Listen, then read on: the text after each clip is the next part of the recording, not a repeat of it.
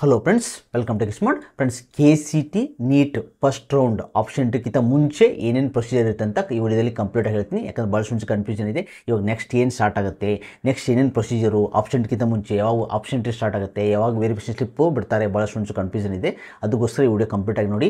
ಯಾಕಂದರೆ ನಿಮಗೆ ಒಂದು ಐಡಿಯಾ ಸಿಗುತ್ತೆ ಇವಾಗ ಏನು ನೆಕ್ಸ್ಟು ನಿಮ್ಗೆ ಎದಕ್ಕೆ ರೆಡಿ ಇರಬೇಕು, ಕಡೆಯಿಂದ ಏನು ಅಪ್ಡೇಟ್ ಬರುತ್ತೆ ಅಂತ ನಿಮ್ಗೆ ಗೊತ್ತಿರಬೇಕು. ಓಕೆ ಫ್ರೆಂಡ್ಸ್, ಮೊದಲಿಗೆ ಇವಾಗ NT ಅವರು ಕೆಗೆ ಡಾಟಾ ಕಳಿಸ್ಬೇಕಾಗುತ್ತೆ. ಯಾರ್ಯಾರು ನೀಟ್ದು ನಮ್ಮ ಸ್ಟೇಟಲ್ಲಿ ಎಷ್ಟು ಜನ ಬರೆದಿದ್ದಾರೆ ಅದು ಡಾಟಾ ಕಳಿಸ್ಬೇಕಾಗುತ್ತೆ. ಲಾಸ್ಟ್ ಇಯರ್ ಕಳಿಸಿದ್ರು, ಅದಕ್ಕೆ ನಾವು ಸ್ಟೇಟ್ ರ್ಯಾಂಕ್ ಅನ್ಕೋತೀವಿ. ನಾವು ಇವರು ಅದನ್ನು ರಿಲೀಸ್ ಮಾಡಿದರು ಲಾಸ್ಟ್ ಇಯರು. ಓಕೆ, KA ಅವರು ಬಟ್ ಈ ವರ್ಷ ಬಿಡ್ಬೋದು. ಈ ನೆಕ್ಸ್ಟ್ 1 ವೀಕಲ್ಲಿ ಇನ್ ಕೇಸ್ ಅವ್ರು NT ಅವ್ರು ಡಾಟಾ ಕಳಿಸಿದ್ರೆ 1 ವೀಕಲ್ಲಿ ಬಿಡ್ಬೋದು. ಓಕೆ, ಇದು ಬಿಟ್ಟಾದಮೇಲೆ ನೆಕ್ಸ್ಟ್ ಪ್ರೊಸೀಜರ್ ಹೇಳ್ತೀನಿ. ನಮ್ಮ ಕರ್ನಾಟಕದಲ್ಲಿ ಫಸ್ಟ್ ಹೇಳ್ತೀನಿ ಪ್ರೊಸೀಜರು. ಓಕೆ, ನೆಕ್ಸ್ಟ್ ಅಂದರೆ ನೀಟ್ ರಿಜಿಸ್ಟ್ರೇಷನ್ ಸ್ಟಾರ್ಟ್ ಆಗುತ್ತೆ. ಕರ್ನಾಟಕ ನೀಟ್ 2025 ರಿಜಿಸ್ಟ್ರೇಷನ್ ಸ್ಟಾರ್ಟ್ ಆಗುತ್ತೆ. ಅಲ್ಲಿ ರಿಜಿಸ್ಟ್ರೇಷನಲ್ಲಿ ಏನಿರುತ್ತೆ ಅಂದರೆ ಅದರಲ್ಲಿ ಓನ್ಲಿ ನೀಟ್ ಬರೆದವರು, ಯಾರು KCT ಬರೆದಿಲ್ಲ ಅವರು ಓನ್ಲಿ ನೀಟ್ ಬರೆದವರು ಫ್ರೆಶ್ ರಿಜಿಸ್ಟ್ರೇಷನ್ ಮಾಡಬೇಕಾಗುತ್ತೆ. ನೀವು ರಿಜಿಸ್ಟ್ರೇಷನ್ ಮಾಡಿಕೊಂಡು ಅಲ್ಲಿ ಡಾಕ್ಯುಮೆಂಟು ಅಪ್ಲೋಡ್ ಮಾಡಬೇಕಾಗುತ್ತೆ. ಇದು ಆನ್ಲೈನ್ ಡಾಕ್ಯುಮೆಂಟ್ ವೆರಿಫಿಕೇಷನ್ ಇದೆ, ಕಂಪ್ಲೀಟ್ ಆನ್ಲೈನ್ ಮಾಡಿದ್ದಾರೆ. ಆನ್ಲೈನ್ ವೆರಿಫಿಕೇಷನ್ ಇರುತ್ತೆ, ನಿಮಗೆ ಅಲ್ಲೇ ವೆರಿಫೈ ಆಗುತ್ತೆ ಆನ್ಲೈನು. ಕೆಲವೊಂದು ಆಫ್ಲೈನ್ ಇದ್ದು ಆಮೇಲೆ ಹೇಳ್ತಾರೆ ನಿಮಗೆ. ಈಗ ಪ್ರೆಸೆಂಟ್ಲಿ ಎಲ್ಲ ಆನ್ಲೈನ್ ವೆರಿಫಿಕೇಷನ್ ಆಗುತ್ತೆ, ನೀವು ಅಪ್ಲೋಡ್ ಮಾಡೋದಿರುತ್ತೆ. ಓಕೆ, ಅಪ್ಲೋಡ್ ಆದಮೇಲೆ ನಿಮಗೆ ವೆರಿಫಿಕೇಷನು ಕಂಪ್ಲೀಟ್ ಅಂತ ನೆಕ್ಸ್ಟು ಅದಕ್ಕೊಂದು ಟೈಮ್ ಕೊಡ್ತಾರೆ. ನಿಮಗೆ 1 ವೀಕ್ ಇರುತ್ತೆ ನೀಟ್ ರಿಜಿಸ್ಟ್ರೇಷನ್ ಮಾಡೋಕ್ಕೆ, ಅಪ್ಲೋಡ್ ಮಾಡೋಕ್ಕೆ 1 ವೀಕ್ ಟೈಮ್ ಕೊಡ್ತಾರೆ. ಓಕೆ, 1 ವೀಕ್ ಆಮೇಲೆ ಯಾರು KCT ಬರ್ದಿಲ್ಲ, ನೀವು ಅದೇ ಟೈಮಲ್ಲಿ ನೀವು ನೀಟ್ ರಿಜಿಸ್ಟ್ರೇಷನ್ ಬಿಡ್ತಾರೋ ಅದೇ ಟೈಮಲ್ಲಿ ನೀವು ಜಸ್ಟ್ ಏನು ಮಾಡಿದ್ರೆ, ಯಾರು KCT ಬರೆದವರು ಜಸ್ಟ್ ನೀವು ಸೇಮು ಏನು KCT ಆನ್ಲೈನ್ ಅಪ್ಲಿಕೇಶನ್ ಫಾರ್ಮಲ್ಲಿ ಏನು ಯೂಸ್ ಮಾಡಿದ್ರಲ್ಲ ಯೂಸರ್ ID ಪಾಸ್ವರ್ಡು ಅದನ್ನೇ ಲಾಗಿನ್ ಮಾಡಿಕೊಂಡು, ಇವಾಗ ಅದೇ ಲಾಗಿನ್ ಇರುತ್ತೆ, ಎಲ್ಲ ಫಾರ್ಮ್ ಎಲ್ಲ ಫಿಲ್ ಆಗಿರುತ್ತೆ, ನಿಮ್ಮದು ವೆರಿಫಿಕೇಷನಲ್ಲಿ ಆಗಿರುತ್ತೆ. ನೀವು just NEET roll number enter ಮಾಡೋದಿರುತ್ತೆ. ನೀಟ್ ರೋಲ್ ನಂಬರ್ ಎಂಟ್ರ್ ಮಾಡಿದ್ರೆ ನೀವು ಕರ್ನಾಟಕಕ್ಕೆ ನೀವು ನೀಟ್ ರಿಜಿಸ್ಟ್ರೇಷನ್ ನೀಟ್ ಆಪ್ಷನ್ ಎಂಟ್ರಿಗೆ ನೀವು ಎಲಿಜಿಬಲ್ ಇದೆ ಅಂತ ಅರ್ಥ.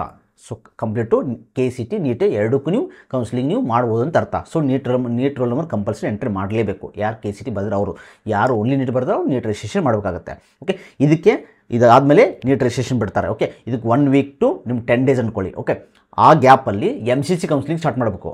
ಓಕೆ, MCC ಅಂದರೆ all India quota counselling start ಮಾಡಬೇಕಾಗುತ್ತೆ. ಅವ್ರು ಸ್ಟಾರ್ಟ್ ಮಾಡ್ತಾರೆ. ಅಲ್ಲಿ ಫಸ್ಟ್ ರೌಂಡ್ ಮುಗಿದ ತನಕ ನಮ್ಮದು ಸ್ಟಾರ್ಟ್ ಆಗೋಲ್ಲ. ಕಂಬೈನ್ಡ್ ಕೌನ್ಸಿಲಿಂಗ್ ಅಂದ್ಕೊಳ್ಳಿ ನೀಟು. ಯಾಕಂದರೆ ಲಾಸ್ಟ್ ಇಯರ್ ಕೂಡ 2 ಸೇರಿಸೇ ಮಾಡಿದರು, KCT ಮತ್ತು ನೀಟು ಆಪ್ಷನ್ ಎಂಟ್ರಿ 2 ಸೇರಿಸೇ ಮಾಡಿದರು. ಸೊ MCC ಫಸ್ಟ್ ರೌಂಡ್ ಮುಗಿದ ತನಕ ನಾವು ಇಲ್ಲಿ ವೇಟ್ ಮಾಡಬೇಕಾಗತ್ತೆ. ಸೊ ಅವ್ರು 1 ವೀಕ್ MCC ಸ್ಟಾರ್ಟ್ ಆದಮೇಲೆ ನಮ್ಮದು 1 ವೀಕಲ್ಲಿ ಸ್ಟಾರ್ಟ್ ಆಗುತ್ತೆ. ವಿದಿನ್ 1 ವೀಕಲ್ಲಿ ಸ್ಟಾರ್ಟ್ ಮಾಡ್ತಾರೆ ಇವರು ನಮ್ಮದು KCT NEET combined counselling. Okay, so MCCಗೂ ವೇಟ್ ಮಾಡಬೇಕಾಗುತ್ತೆ. ಅದಾದಮೇಲೆ ನಿಮಗೆ ನಮ್ಮದು ನೀಟ್ ರಿಜಿಸ್ಟ್ರೇಷನ್ ಎಲ್ಲ ನೀವು ಮಾಡ್ತೀರಾ. ಓಕೆ, KCT ನೀಟ್ ರಿಜಿಸ್ಟ್ರೇಷನ್ ಮಾಡ್ತೀರಾ, ಅದು 2 ರಿಜಿಸ್ಟ್ರೇಷನ್ ಆಗಿ ನಿಮ್ಮ ಡಾಕ್ಯುಮೆಂಟ್ ವೆರಿಫೈ ಆಗುತ್ತೆ. ಅದಾದ ಏನು ಮಾಡ್ತಾರೆ ಅಂದರೆ KA ಅವರು ವೆರಿಫಿಕೇಷನ್ ಸ್ಲಿಪ್ ಬಿಡ್ತಾರೆ. ಡಾಕ್ಯುಮೆಂಟ್ ವೆರಿಫಿಕೇಷನ್ ಸ್ಲಿಪ್ ಅಂತ ಬಿಡ್ತಾರೆ, ಡೌನ್ ಮಾಡ್ಕೊಳಕ್ಕೆ ಬಿಡ್ತಾರೆ. ಅದನ್ನು ಯೂಸರ್ ID ಸೇಮ್ ಪಾಸ್ವರ್ಡು ಹಾಕಿಬಿಟ್ಟು ನೀವು ಡೌನ್ ಮಾಡ್ಕೋಬೇಕಾಗುತ್ತೆ. ಅದರಲ್ಲಿ ಏನೇನಿರುತ್ತೆ ಅಂದರೆ ನೀವು ಯಾವ ಡಾಕ್ಯುಮೆಂಟ್ಸು, ನಿಮ್ಮ ನೇಮು, ನಿಮ್ಮದು ರ್ಯಾಂಕಿಂಗು, ನಿಮ್ಮ ಡಾಕ್ಯುಮೆಂಟ್ಸ್ ಯಾವುದು ವೆರಿಫೈ ಆಗಿದೆ, ಯಾವ್ದಾವ್ದು ಎಲಿಜಿಬಲ್ ಇದ್ದೀರಾ, ಮತ್ತು ಮೇನ್ ಇಂಪಾರ್ಟೆಂಟು ಸೀಕ್ರೆಟ್ ಕೀ ಅಂತ ಕೊಡ್ತಾರೆ ನಿಮಗೆ. ನೀವು ಅದನ್ನು ಆಪ್ಷನ್ ಎಂಟ್ರಿ ಟೈಮಲ್ಲಿ ಯೂಸ್ ಮಾಡಬೇಕಾಗುತ್ತೆ. ಅದು ಇಲ್ಲದೆ ನೀವು ಆಪ್ಷನ್ ಎಂಟ್ರಿ ಮಾಡೋಕ್ಕಾಗಲ್ಲ. ಅಲ್ಲಿ ನಿಮ್ಮ ಅಪ್ಲಿಕೇಶನ್ ನಂಬರ್ ಇರುತ್ತೆ, ಸೀಕ್ರೆಟ್ ಕೀ ಅಂತ ಇರುತ್ತೆ.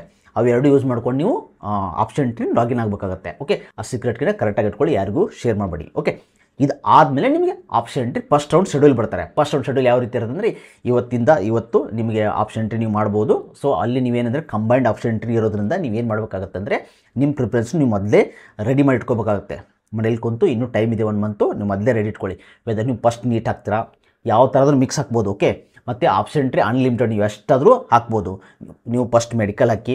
ಓಕೆ, ಸೊ ಫಸ್ಟ್ MBBS ಹಾಕಿ, ಆಮೇಲೆ ಸೆಕೆಂಡು ಡೆಂಟಲ್ ಹಾಕ್ಬೋದು. ಅಥವಾ ನೀವು ಫಸ್ಟ್ ಇಂಜಿನಿಯರ್ ಹಾಕಿ ಆಮೇಲೆ ಮೆಡಿಕಲ್ ಮಾಡ್ಕೋಬೋದು.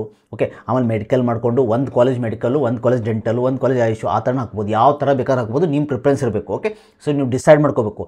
ನಾನು ಇನ್ ಕೇಸು MBBS ಇಲ್ಲ ಅಂದರೆ ನಾನು ಏನು ಮಾಡ್ತೀನಿ, ನಾನು ರ್ಯಾಂಕಿಂಗ್ ಸಿಗೋ ಚಾನ್ಸಸ್ ಕಡಿಮೆ ಇದ್ದರೆ MBBS ಎಲ್ಲ ಅಪ್ಲೈ ಮಾಡೋದು. ಫಸ್ಟು ಗೌರ್ಮೆಂಟು, ಸೆಮಿ ಗೌರ್ಮೆಂಟು, ಆಮೇಲೆ ಪ್ರೈವೇಟ್ ನೀವು ರೆಡಿ ಇದ್ದರೆ 12 lakh ಸೀಟ್ಸು ಬೇಕಾದರೆ ಅಪ್ಲೈ ಮಾಡೋದು. ಇಲ್ಲ ನೀವು ನೆಕ್ಸ್ಟು ಆಲ್ಟರ್ನೇಟಿವ್ ಡೆಂಟಲ್ ಹೋಗ್ತೀರಾ, ಅಥವಾ IH ಕೋರ್ಸಸ್ BAMS BHMS ಹೋಗ್ತೀರಾ, ಅಥವಾ ಇಂಜಿನಿಯರಿಂಗ್ ನೀವು CT ಬರ್ದಿದ್ದಾನೆ ಇಂಜಿನಿಯರಿಂಗ್ ಹೋಗ್ತೀರಾ, ಅಥವಾ ಇಂಜಿನಿಯರಿಂಗಲ್ಲಿ ನೀವು ಅಗ್ರಿಕಲ್ಚರ್ ಹೋಗ್ತೀರಾ, ವೆಟರ್ನರಿ ಹೋಗ್ತೀರಾ, ಯಾವ ಥರ ಅಂತೂ ಇವಾಗಲೇ ನೀವು ಪ್ರಿಪೇರ್ ಆಗಬೇಕು. ಇದಿಲ್ಲ ಅಂದರೆ ಇದನ್ನಂತ ಆಲ್ಟರ್ನೇಟ್ ಇಟ್ಕೋಬೇಕು. ಯಾಕಂದ್ರೆ ನೀವು at a time option entry ಮಾಡೋಕ್ಕಾಗುತ್ತೆ. ಆಮೇಲೆ ನೀವು ಸೆಕೆಂಡ್ ರೌಂಡ್ಗೆಲ್ಲ ಆ್ಯಡ್ ಮಾಡೋಕ್ಕಾಗಲ್ಲ, ಕಾಲೇಜಿನ ಆ್ಯಡ್ ಮಾಡೋಕ್ಕಾಗಲ್ಲ ಸೆಕೆಂಡ್ ರೌಂಡ್ಗೆ. ಫಸ್ಟ್ ರೌಂಡಲ್ಲೇ ನಿಮ್ಮ ಪ್ರಿಫರೆನ್ಸ್ ಇರಬೇಕು. ಕರೆಕ್ಟಾಗಿ ಥಿಂಕ್ ಮಾಡಿಕೊಂಡು ರೆಡಿ ಮಾಡ್ಕೊಳ್ಳಿ. ಇನ್ನೂ 1 ಮಂತ್ ಟೈಮ್ ಇದೆ ನಿಮಗೆ. ಓಕೆ, ಸೊ ಇದಾದಮೇಲೆ ಆಪ್ಷನ್ ಎಂಟ್ರಿ ಸ್ಟಾರ್ಟ್ ಆಗುತ್ತೆ. ನೀವು option entry step by step entry ಮಾಡಬೇಕು. ಅದು ನೆಕ್ಸ್ಟ್ ಹೇಳ್ತೀನಿ ನಿಮಗೆ. ಈಗ ಇಲ್ಲಿಂದ ಹಿಡಿದು ಇಷ್ಟು ಪ್ರೊಸೆಸ್ಸು. ಓಕೆ. ಸೊ ಈಗ ನೆಕ್ಸ್ಟ್ ಪ್ರೊಸೆಸ್ ನೀವು ವೇಟ್ ಮಾಡಬೇಕಾಗಿದ್ದು ಸ್ಟ್ರೇಟ್ ಆಗಿ ಬಿಡ್ತಾರೆ, ಇಲ್ಲ ನೀಟ್ ರಿಜಿಸ್ಟ್ರೇಷನ್ ಸ್ಟಾರ್ಟ್ ಮಾಡ್ತಾರೆ. ಓಕೆ, ಕೆ ಎ ಅವರಿಗೆ ಸೀಟ್ ಮ್ಯಾಟ್ರಿಕ್ಸ್ ಬಂದ ತಕ್ಷಣ ನೀಟು ರಿಜಿಸ್ಟ್ರೇಷನ್ ಸ್ಟಾರ್ಟ್ ಮಾಡ್ತಾರೆ. ಆಮೇಲೆ ಇನ್ನೊಂದು ಹೇಳಬೇಕಾಗಿದ್ದು, ನಿಮಗೆ ಆಪ್ಷನ್ಗಿಂತ ಮುಂಚೆನೇ ನೀಟು ಕರ್ನಾಟಕ ನೀಟ್ 2022 ಬಂತು, ನಿಮ್ಗೆ ಎಷ್ಟು ಟೋಟಲ್ ಸೀಟ್ಸ್ ಇದೆ ಅಂತ ಸೀಟ್ ಮ್ಯಾಟ್ರಿಕ್ಸ್ ಬಿಡ್ತಾರೆ. ಓಕೆ, ಅದೊಂದು ಆದಮೇಲೆ ಆಪ್ಷನ್ ಟಿ ಸ್ಟಾರ್ಟ್ ಮಾಡ್ತಾರೆ. ಸೊ ಇದಿಷ್ಟು ಪ್ರೊಸೆಸ್ಸು. ಓಕೆ, ಸೊ ಇದು ಅರ್ಥ ಆಗಿದೆ ಅನ್ಕೋತೀನಿ. ಇದೇ ರೀತಿ ಕ್ವಿಕ್ ಅಪ್ಡೇಟ್ಗಾಗಿ ನಮ್ಮ ಚಾನಲ್ ಸಬ್ಸ್ಕ್ರೈಬ್ ಮಾಡ್ಕೊಳ್ಳಿ. Thanks for watching.